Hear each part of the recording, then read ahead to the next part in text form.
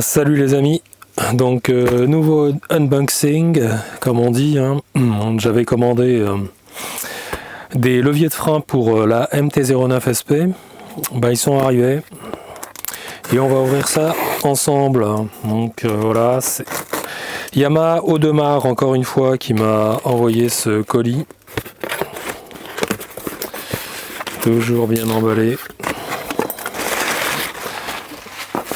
Alors il y a plein de trucs là-dedans. Je regarde, la boîte est vide. Allez, oust. Voyons voir ce qu'on a reçu. J'espère que vous voyez.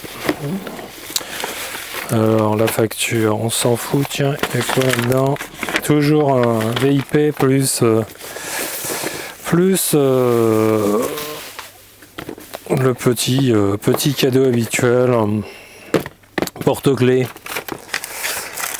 Voilà, comme d'hab. Ok, Yamaha Audemars, c'est sympa. Alors, plusieurs choses. Donc, il y a levier de frein, c'est hyper léger, hein, ça je te le dis tout de suite. Je sais pas combien ça pèse, mais rien en fait. Hein, on dirait qu'il y a du papier dedans. Là, c'est pareil. Donc, il y a levier de frein et embrayage. Logiquement, hein, voilà les références. Comme ça, tu vois ce que c'est. Ok. Clutch. Brake, BL, brake level, et là lever, et là clutch lever, ok.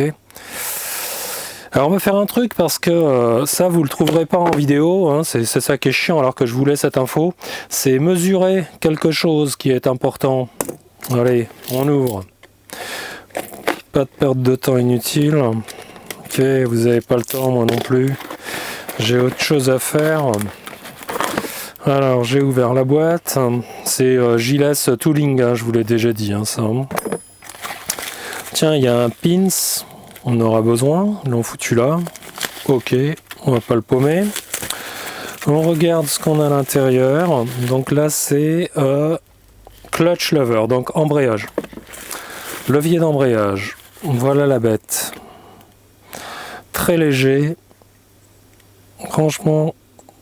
Non, tu vois comment c'est fait, parce que ça on te montre toujours ce côté, moi je te montre l'autre côté.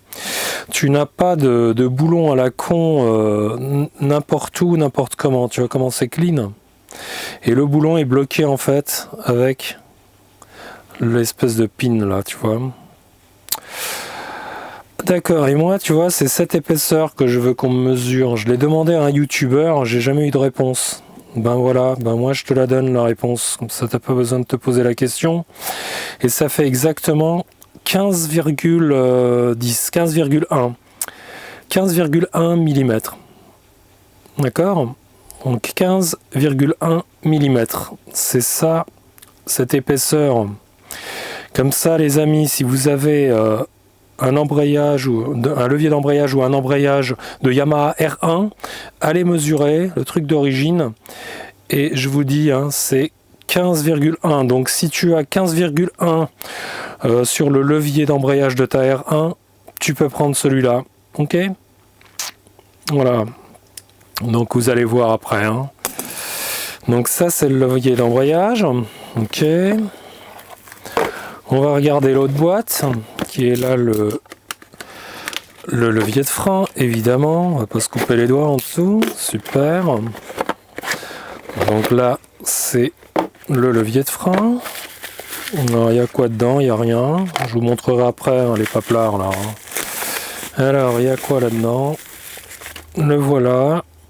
Donc, tu vois, il n'y a pas de boulon chinois accroché à droite à gauche, il n'y a que dalle en fait, tu vois. Et je te donne l'épaisseur aussi, là. Ce que je voulais connaître, cette épaisseur là. Et là, l'épaisseur, j'espère qu'on voit bien, hein, c'est 23,5. 23,44 en fait. 23,44. 23,44 mm. Ok? Hyper léger, hein, de l'aluminium, franchement. Tu vois, il y a écrit Yamaha là. Gilles de l'autre côté. Alors ce qui est pas mal avec eux, c'est que toutes les pièces sont référencées, tu vois. Tu as un code de référence. Et donc si tu as un problème, tu peux acheter chacune des petites pièces, à chaque fois. C'est ça qui est fou. Alors tu vois là, il est réglable, hein, évidemment, hein, c'est pour ça que je les ai pris, parce qu'ils sont réglables micrométriquement en fait. Et tu sais que l'embrayage sur la Yamaha, bah, c'est pas réglable, hein. Donc là, j'en avais besoin, donc autant changer, on change les deux. Alors un truc qui est intéressant, c'est que ça, bon bah c'est gris d'origine, mais dans la petite boîte supplémentaire, on a la surprise que je vais te montrer tout de suite. Hop, et voilà, et voilou, c'est bleu. Comme ça, ça renvoie aux références des jantes, tu vois. Alors cette partie-là, elle va là, truc qui tourne, bon c'est esthétique plutôt qu'autre chose, hein, tu vois, ça va juste là. Et puis la molette, eh bien on va la mettre ici, à la place. Cette molette, on va la mettre là, à la place du gris. Ok, donc c'était ça la petite boîte supplémentaire. Alors Gilas Tooling, ils chient pas la honte les mecs, hein. Ça c'est 11 € je crois, hein, ce truc. Ils auraient pu les fournir avec, hein, vu le prix des leviers. Je tairai le prix, mais ça doit tourner, alors si je me rappelle bien, ça doit être un à 100 € et l'autre à 90 et quelques. Donc tu comptes 200 € pour remplacer les deux leviers en aluminium, donc usiné hein, évidemment, hein. C'est pas de la fonderie. Ils sont hyper légers et on va installer ça sur la moto, hein. Qu'est-ce que t'en penses? On va déjà remplacer les petites en fait la petite roulette là, hein, de réglage, la molette de réglage. On va la remplacer déjà, il faut démonter ça. Il faut dévisser en fait. Il faut tourner jusqu'à ce que ça sorte finalement, hein, puisque là ce n'est qu'une vis en fait, sans fin, donc il faut la tourner jusqu'à ce que ça sorte de là et puis tu la mets à la place. Ok ? Donc il faudra qu'on s'occupe de ça. Bon, alors on va remplacer, tu vois, j'ai réfléchi, je l'aime bien en fait en gris comme ça. Tu vois, la molette. Par contre, je vais enlever celle-là pour voir ce que ça fait en bleu en fait, tu vois. On va essayer. Alors en bleu, tu vois, j'aime pas trop la molette bleue là. C'est un peu trop visible. Bon, alors allons-y. Toute petite clé. Hein. Alors là, me demande pas. Je sais même pas si c'est du 1 mm, 1,5 ça. Donc on dévisse, hein, tout simplement. Rien de plus simple. Je suis même pas convaincu qu'il y ait un sens. Donc on enlève, voilà. On sort la roulette là, tu vois, métallique. Puis je vais en mettre une bleue. Ouais. Je trouve que c'est un peu mieux. C'est vraiment modeste comme modif, hein, tu vois. Donc on revise ça. Voilà. C'est fait. Pas la peine de serrer comme une brute, ça sert à rien. Tu vois, ça fait comme ça en fait. C'est bleu. Ouais, j'aime bien. Ok, on va mettre en bleu. Allez, on met l'autre de la même manière. Donc ça c'était l'embrayage. Et puis on a le frein que je vais sortir de là. Gentiment.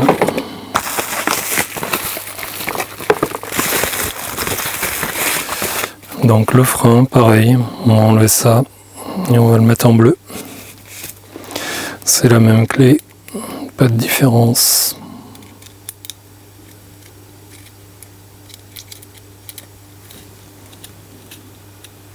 Alors là tu vois, j'ai essayé un nouveau setup, j'ai foutu la Sony en 4K, là, Sony FDR FX, je crois que c'est FX 3000, ouais c'est ça. Et je l'ai mise directement sur le Ninja 5. Et c'est le Ninja 5 qui enregistre en ProRes 422 direct. Ça, je veux voir la qualité, la différence. Je vais voir si, ce que ça donne.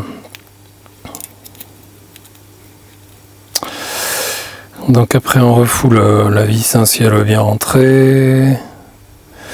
Voilà, je crois que ça c'est dedans. Ok, voilà. Et on revisse tout ça. C'est assez simple à faire, hein, les gars. Hein. C'est pas un tuto, hein, on s'est compris. C'est juste pour vous montrer la couleur, je vous avais dit que je vous montrerai, donc voilà. Non mais on s'en fiche un peu, hein, tu vois, ça fait bleu comme ça. Bon, ça se voit pas trop, mais je pense que au soleil, enfin à la lumière du jour, je pense que ce sera un peu plus visible. Voilà qui est super. Alors un truc, tu vois, c'est que là tu as des pièces mobiles. Tu vois, là je l'ai enlevé. Et il faut les graisser quand même, tu vois. Je te montre. Ici, là. Comme là, on va pincer finalement le levier de frein.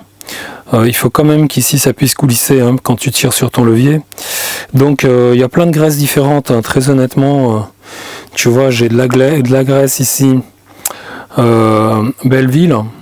La graisse verte pour roulement à billes. D'accord, voilà sa couleur. Elle est vert foncé. Elle est très bien, elle est haute performance évidemment pour tout ce qui est, j'allais dire, frottement. C'est de la graisse à roulement, hein, c'est écrit là, hein, spécial roulement. Hein, ce que je te raconte, c'est pas des conneries. J'ai une autre graisse Yamaha Marine, hein, donc qui est qu'on met dans les moteurs de bateau. Attends, je vais la sortir, je vais te montrer. Donc tu vois, ça c'est de la graisse Yamaha Marine, d'accord, donc destinée à la lubrification des matériels immergés ou en contact avec l'eau de mer. T'as compris, immergé, c'est sous l'eau. Alors imagine une graisse qui résiste à l'eau de mer, ok, donc sur des bateaux, sur les winches, les paliers, les roulements, l'engrenage nu, hein, direct, les câbles, chaînes, tout ce qui est soumis à des projections d'eau salée, ok. Elle est pas chère, hein, c'est 8 balles ça, tu vois. Mais c'est une graisse, une fois que tu l'as mise, elle est aussi verte, tu vois. Elle supporte absolument tout. Donc tu vois, moins 30 à plus 180 degrés, elle est faite pour les roulements, elle est faite pour tout ce qu'on veut, hein, je te l'ai dit. Donc elle est pas mal celle-là aussi. Surtout si quand tu conduis beaucoup en hiver, tu vois, hein, qu'il y a beaucoup de pluie, projection, etc. Donc ça c'est pas mal de la mettre sur tes leviers par exemple comme là, mais tu peux aussi la mettre sur ton levier de vitesse, tu vois, les axes. Tout ce qui est axe qui est en contact avec des projections d'eau, et ben ça c'est pas mal à mettre, tu vois. C'est un truc qui coûte pas cher, hein, c'est fou. Sinon, qu'est-ce qu'on a d'autre? On a cette graisse là. Au truc de molybdène, alors je te dirai pas exactement comment ça s'appelle, hein. Hein, c'est du molybdène, hein. MOS2, ok, elle est un peu grise, gris-noir là, voilà. Celle-ci elle est très efficace également, tout ce qui est engrenage, tout ce qui est mécanique, d'accord. Et tu as la même style pour machine-outil, enfin machine-outil pour tronçonneuse, etc. Tu vois, celle-ci aussi. Elle est très gluante, j'allais dire. Elle est noire aussi, d'accord. Elle est pas mal. Par contre, elle colle. Tous les débris vont coller dessus. Donc, tu vois, rien que là, j'ai 4 types de graisses différentes. Je te parle pas de celle-ci, la graisse comment ça s'appelle, Cooper, c'est de cuivre. Mais celle-ci, vous savez à quoi elle sert, hein, c'est surtout ce qui est boulon, boulonnage, etc. pour pouvoir les enlever plus facilement. Donc ça va pas être pour notre situation là tout de suite. Et il y a encore une autre graisse que tu vois là, elle est en pot en fait, celle-ci pour moi. Elle est extrêmement noire, elle sent très mauvais, c'est aussi du molybdène je crois. Et celle-ci, elle va sur tout ce qui est cardan, tu vois. Donc le cardan, a priori, il n'y a pas de mouvement dans le cardan. Tu sais, le cardan, c'est ce qui va sur, par exemple, sur les voitures. Hein, c'est la barre qui part de ta boîte de vitesse jusqu'à l'axe de roue. Et il faut qu'il puisse bouger, hein, il puisse être mobile. Donc tu as une espèce de cardan, c'est comme ça que ça s'appelle. Et lui, il est graissé à l'intérieur des soufflets. Tu vois, tu as des soufflets, tu trouveras à l'intérieur de la graisse. Sauf que cette graisse, elle est très pâteuse. Pourquoi? Parce que comme le cardan lui il fait que tourner, mais il ne tourne pas à l'intérieur, il tourne sur l'axe. Donc tu as la graisse qui va être un petit peu comme un effet centrifuge qui risque de se plaquer sur tes soufflets. Donc cette graisse elle est très épaisse, on en met beaucoup à l'intérieur du cardan pour qu'elle reste justement au contact avec les joints de car, enfin les joints, c'est-à-dire les petites rotules, hein, tu as 3 rotules à l'intérieur. Je crois que j'avais fait une vidéo, je ne l'ai jamais publiée, sur un cardan de Nissan Almera que j'avais démonté, nettoyé intégralement. Donc il faut de la graisse comme ça. Alors moi j'avais pas mis cette graisse, j'avais mis de la graisse spéciale roulement, mais c'est pareil, j'en ai mis un paquet. Voilà, donc tu vois, tu as le choix de pas mal de graisse. Alors là, en l'espèce, j'hésite. Moi, je conduis jamais sous la pluie, tu vois, hein, que ce soit clair. Donc j'ai un choix qui est pas réduit, hein, mais je pourrais mettre cette graisse verte là. Je peux mettre la Yamaha et je peux mettre la graisse au molybdène. Donc là, en l'espèce qu'on va faire, on va mettre celle-ci. Je vais mettre la Yamaha Marine. Ok ? Elle va pas attaquer l'aluminium, hein, je te rassure tout de suite. Donc voilà. Alors c'est facile, hein. Enfin c'est facile, tu vois que c'est tout au fond cette histoire, donc mieux vaut avoir soit un long tournevis, soit une longue tige, soit un long truc, tu vois. Donc je vais utiliser ce long tournevis, je vais aller chercher un peu de graisse, j'en ai pas besoin d'une tonne, vu. Et puis tu le mets sur cet axe là. Ok. Voilà, j'en mets un peu, j'enlève tout l'excès, ça sert à rien que ça te bave sur toute la bécane. Voilà. Ok, j'ai enlevé tout ce qui dépasse. Ok, donc ça va comme ça. Pas sur les doigts, merci beaucoup, cher ami. On laisse évidemment le ressort, hein, de renvoi qui va aller là. Voilà, et je remets la pièce par en dessous comme elle était.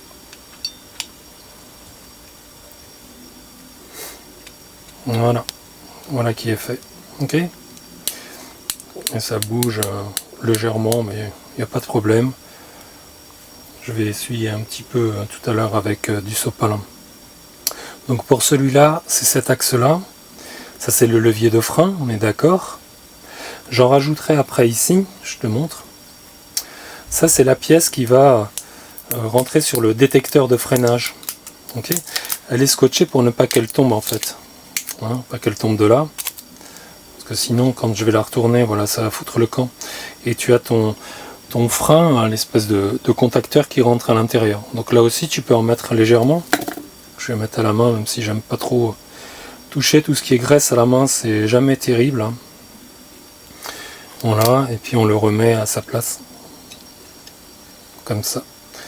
Là tu vois, il glissera un petit peu moins de sa place. Et je remets son scotch. Là je m'en suis foutu un peu plein les doigts. Mais c'est pas grave, on essuiera ça avec du papier que je n'ai pas ici, évidemment. Tiens, je vais aller en chercher.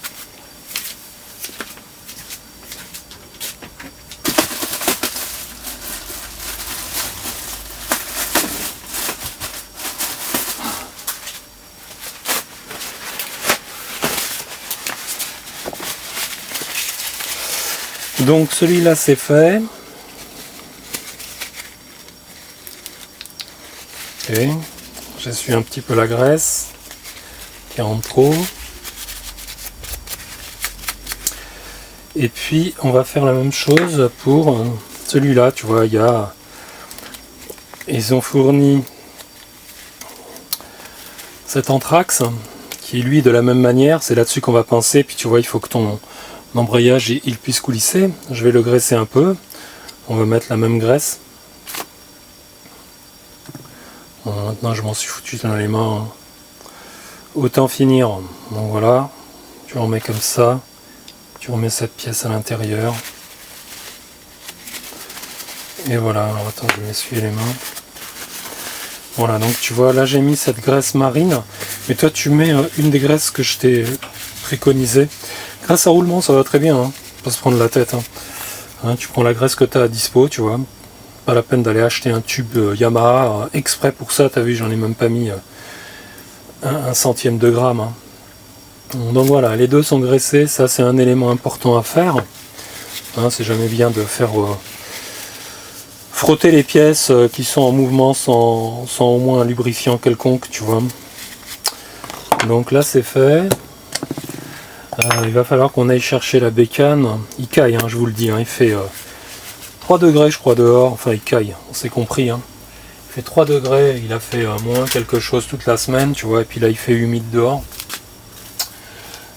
Donc il faudrait aller chercher la moto et la rapprocher d'ici, et puis sortir tout ce setup là dehors pour pouvoir filmer. Ben écoutez, hein, on va s'y mettre. Hein.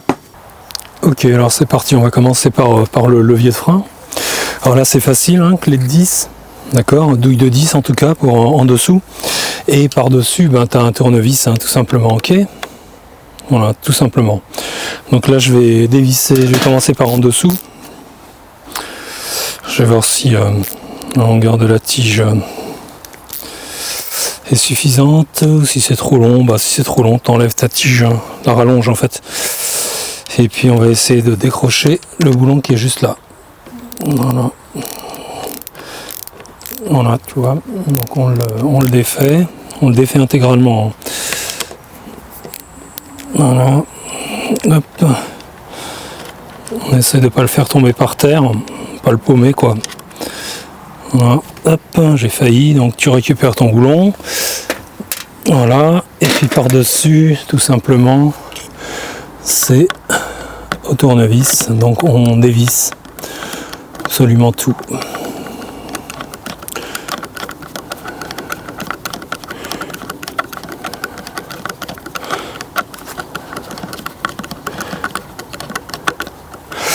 Il n'y a pas de rondelle en dessous, hein, il n'y a que dalle. Voilà, là c'est défait.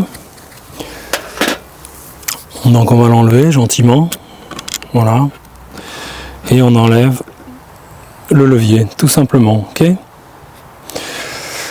Donc on va positionner l'autre levier. Alors je vous montre les deux quand même. On va avoir une idée. Attends, je recule ça un peu là. Voilà. Donc voilà les deux leviers. Ok. Original et son remplaçant. Il est beaucoup moins long. Moins épais. Voilà à quoi il ressemble. Ok. C'est parti. Donc on le repositionne tout simplement. Là où on a enlevé l'autre. Tu vois, il y avait de la graisse, ok. Donc nous on va remettre de la graisse, et je vous l'avais montré tout à l'heure, hein, je vais mettre de la graisse marine. En tout cas je vais essayer de ne pas m'en foutre partout. Je vais prendre un petit papier, voilà. Je vous montre hein, ce que je vais faire, hein, tout simplement, hein, graisse marine, j'en prends un peu, puis j'en mets là où ça va un petit peu frotter en fait. C'est tout, hein, c'est pas une tonne ni rien du tout, ok. Voilà qui est fait, on va s'essuyer les doigts.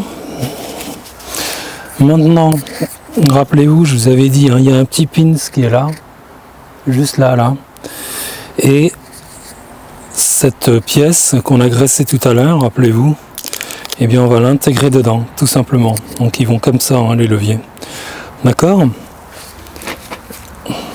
Donc je prépositionne la petite pièce en question. Voilà. C'est dedans. Et à partir de là, eh bien on va remettre la vis qui est là. Okay, et on lui mettra du frein filet pour la bloquer. Du frein filet, regardez. Voilà, on va se mettre bien en face. Logiquement, là c'est en face. Voilà. Ok, ça se met gentiment, il n'y a rien à forcer, hein, tu vois, à la main. J'étais pas bien pile poil dans l'axe, qu'on vérifie. Le levier touche, il n'y a pas de problème. Enfin, le petit pins là, il rentre bien dans la pièce que je vous ai montré tout à l'heure. Là, tu vois, je visse gentiment. À fond. Voilà, c'est fait. Là, on est comme il faut. Je vais reprendre le boulon qui va en dessous. Rappelez-vous, hein. Je vais mettre du frein filet moyen, tu vois. Là c'est Likimoli, mais tu as ce que tu as hein, comme référence. Je secoue un petit peu, je vais pas en mettre une tonne très honnêtement, hein. Je vais en mettre à peine. Tu vois, j'en mets à peine là-dedans là. Ok, bon. Allons-y. Et c'était la clé de 10, donc je vais le remettre par en dessous, comme il était au départ. Voilà. On reprend la clé de 10 à la main déjà. Voilà. Et on va la serrer. Il y a un couple, hein, logiquement, mais très honnêtement, t'as pas besoin, tu le sens à la main. J'y vais jusqu'à ce que ça arrête de visser, tout doucement, hein, en fait, sans forcer. Voilà, tu vois la vis, elle tourne, puis là elle tourne plus, donc j'arrête. Terminé. Et là, ce levier est mis en place. Il n'y aura plus qu'à régler la distance. 35 positions quand même, hein. C'est pas rien. Voilà, voilà, j'écarte. Et là je rapproche. Hein, je la réglerai en temps et en heure. Ça aussi ça se règle, hein, les amis. Hein. Hein, la manière dont on oriente les leviers, hein, vers le haut ou vers le bas. Alors pour l'embrayage c'est pareil. Déjà on va essayer de desserrer cette pièce là, tu vois. C'est la contrainte, j'allais dire, qui tire ou qui libère un peu le câble. Donc tu vois, tu peux la libérer un peu. Voilà, je serre en fait. Je me rapproche pour libérer du câble. Tu vois, là je l'ai libéré encore vachement, tu vois, regarde. T'as vu, il y a trop de jeu en fait maintenant. Mais ça va nous servir dans 2 minutes. Là on va enlever le boulon qu'il y a là. C'est du 10 pareil. Donc avec notre clé. Si ça passe pas, eh bien on prendra la rallonge. Donc là c'est juste en dessous. Alors, je vérifie. Voilà, on met dans le bon sens. Et on défait.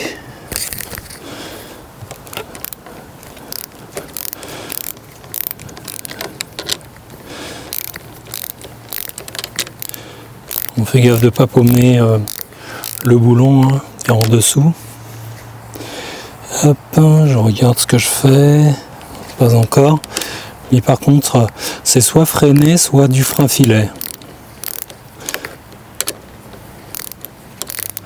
Qui est dessus. Alors, on sent que ça lâche pas en fait, ça ne cède pas. Voilà. Encore un peu. Je couperai, c'est pas la peine de. Je vais ranger ça dans ma poche. Ça ira beaucoup mieux. Voilà, elle est tombée.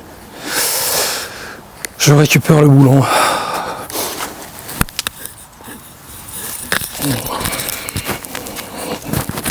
Qui était tombé. Ok. Donc là, ben, c'est simple, hein, on enlève le boulon. C'est l'écrou qui était tombé. Et ensuite, on défait le câble, on l'inverse, tu vois. Si tu l'inverses comme ça, eh ben, il va sortir tout seul en fait. Tu vois, j'ai une pièce qui est tombée qu'on va récupérer. On fait juste ça et le boulon, enfin le câble, il doit sortir en fait. Si ça sort pas, tu prends une petite pince pour t'aider, comme celle-là, petite pince plate. Voilà, bon là il est sorti. Alors je vais regarder la pièce qui est tombée. C'est l'axe, rappelez-vous, hein, puisqu'il y a besoin d'un axe pour le levier, mais comme j'en ai un déjà qui est fourni, rappelez-vous, donc je ne vais pas avoir besoin d'utiliser celui en métal, je vais laisser celui qui était fourni par le fabricant des leviers. Donc voilà, qu'est-ce qu'il y a d'autre? Vous avez vu que c'était graissé là, hein, on va laisser la graisse telle qu'elle est là, je vais même en rajouter un petit coup là-dedans, dans le trou. On va essayer, en tout cas, je prends de la graisse. Voilà, je vous montre, hein. Je rajoute de la graisse dans le trou, là où va passer la pièce qui va resserrer le câble en fait. Voilà, j'en fous un petit peu là-dedans, pas la peine d'en mettre partout. Ok. Voilà qui est fait. On garde la pince en main parce que ça va être un peu compliqué de tirer le câble. Je vais passer de l'autre côté.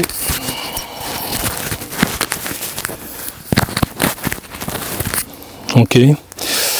Donc là on va essayer de tirer le câble, en tout cas de le mettre là à l'intérieur, sans s'en foutre partout, sans l'abîmer, sans rien du tout, ce qui ne devrait pas être trop compliqué, voilà, puisqu'on a bien desserré le câble, rappelez-vous. Voilà, donc là je le mets en face, voilà, ici on va enlever ce qu'on avait mis là, ok, pour retenir le composant là.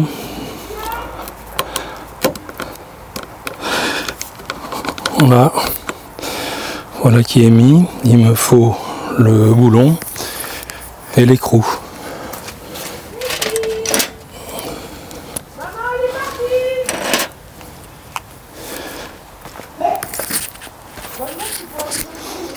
Ok. Donc vous voyez qu'il y a une forme sur le boulon là. Il y a un méplat qui rentre à l'intérieur. Donc je vais le remettre. Si ça veut rentrer, ça devrait. Voilà. Oh la vache. Ok. Voilà qui est fait. Ensuite, je prends le frein filet que je vais mettre cette fois-ci sur le boulon. Allez, voilà. Cette fois-ci j'en mets bien, tu vois. C'est pas du tout la même chose que le frein de tout à l'heure, hein, que le levier de frein. On vient le placer dessus.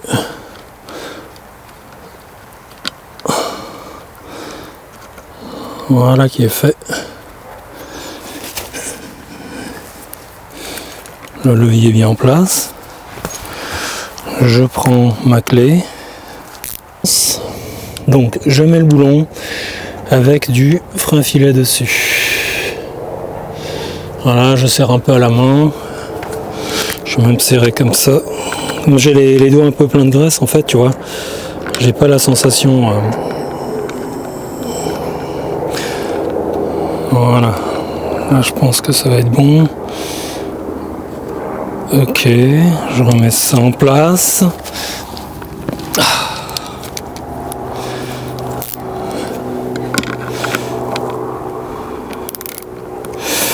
Voilà.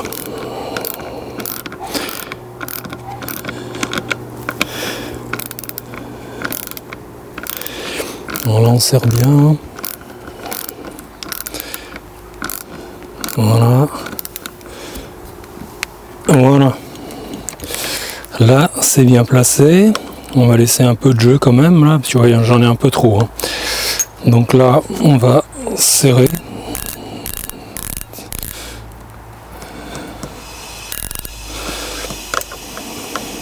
Voilà.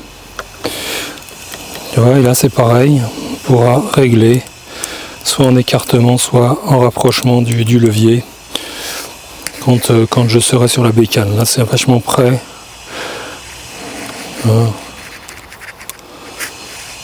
Voilà, je pense que par là.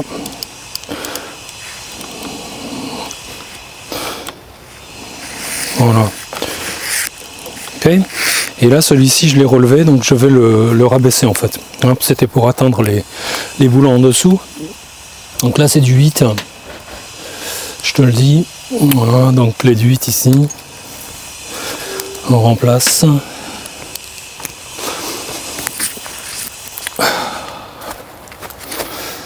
Voilà. Attends, je vérifie. Donc on va desserrer évidemment. Le truc est là.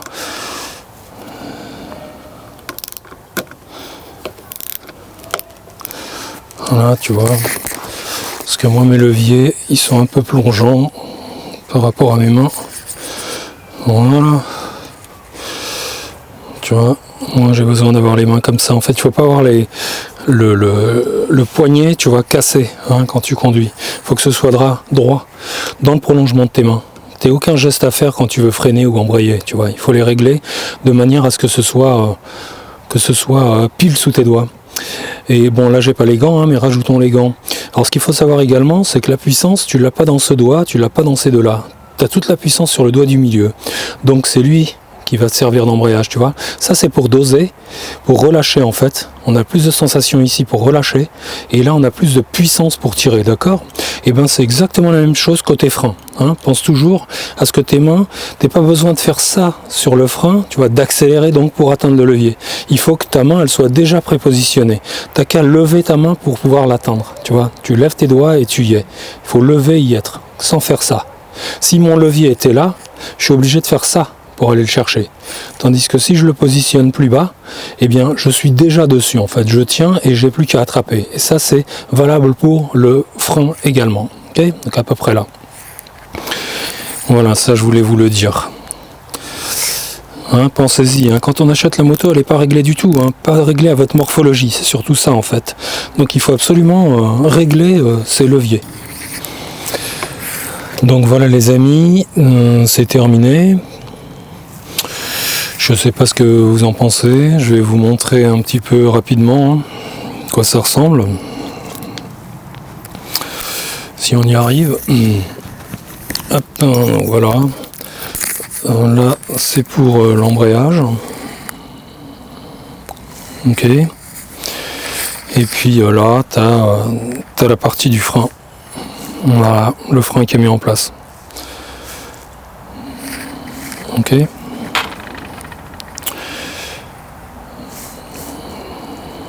Vous me direz en commentaire ce que vous en pensez. Tu vois, et l'embrayage. Ok. Voilà les amis.